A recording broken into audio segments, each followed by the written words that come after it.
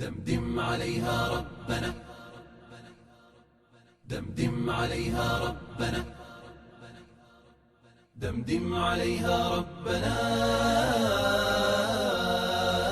ركزا أليم، واجعل علاها يا قوي مثل الهشيم. دمدم عليها ربنا ركزا أليم، واجعل علاها يا قوي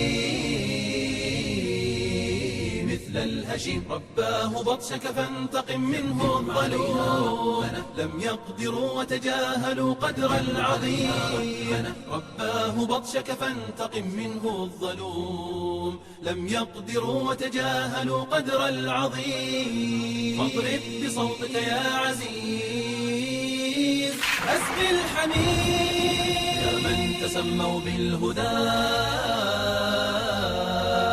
دينا قويم، يا من تداعوا نهجنا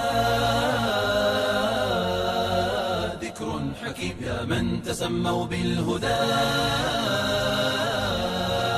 دينا قويم، يا من تداعوا نهجنا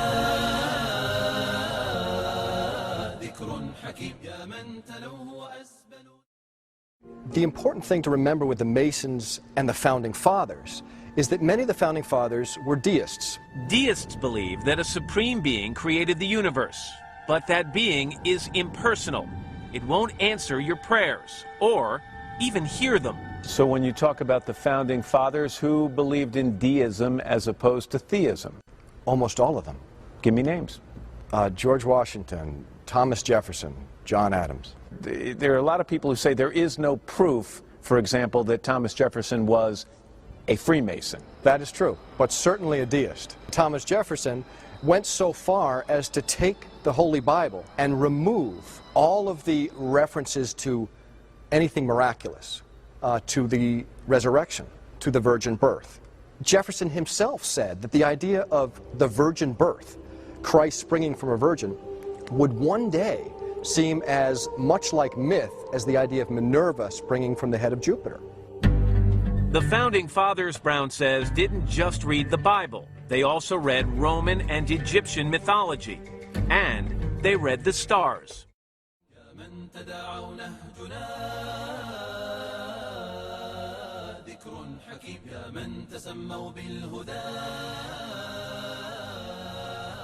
To which the Prophet ﷺ replied, and he said, did they not make halal what Allah had made haram? That is their shirk.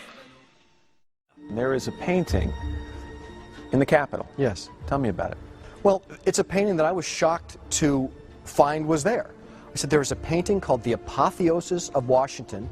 Apotheosis meaning the God-making of Washington. George Washington becoming a god. It seemed almost irreverential. It was like, how can a man become a god?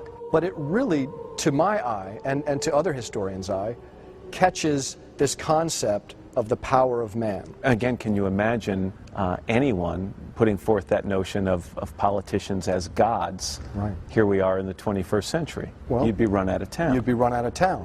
There was a statue of George Washington that sat in the Capitol. He was unclothed. It was a model of a statue of Zeus. It was George Washington as a god. Right. And that did get run out of the Capitol building.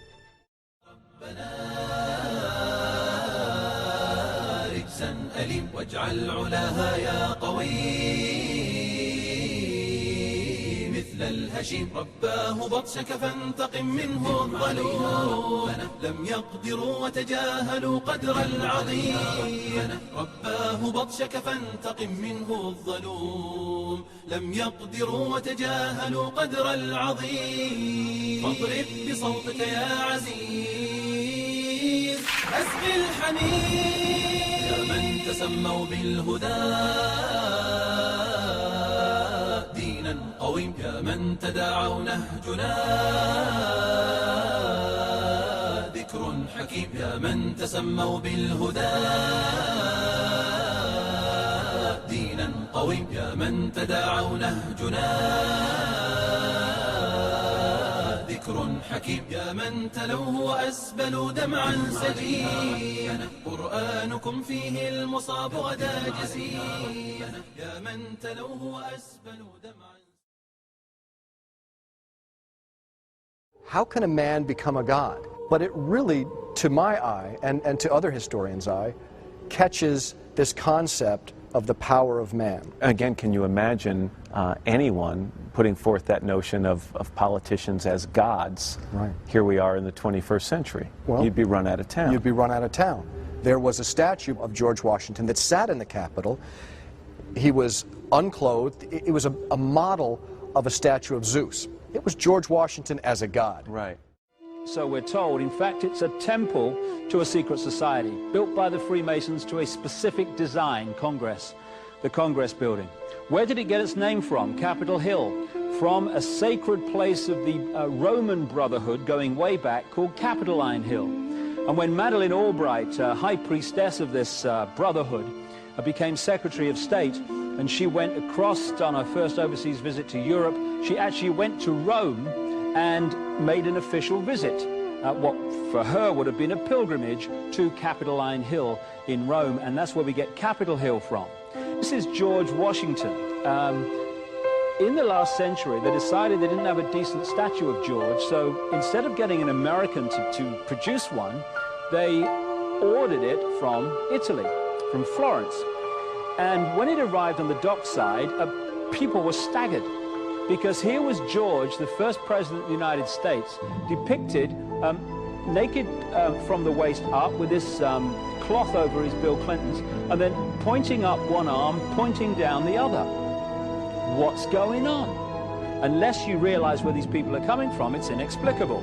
Well, if you just hold that in your mind, arm up, arm down, naked from the waist up, and then Bill Clinton's covered in a piece of cloth, well, this is where it's coming from. This is the ancient depiction of the compilation of the negative force symbol that the Templars worshipped, or the high-level Templars worshipped anyway, called Baphomet. And this is why they depicted George Washington in that way.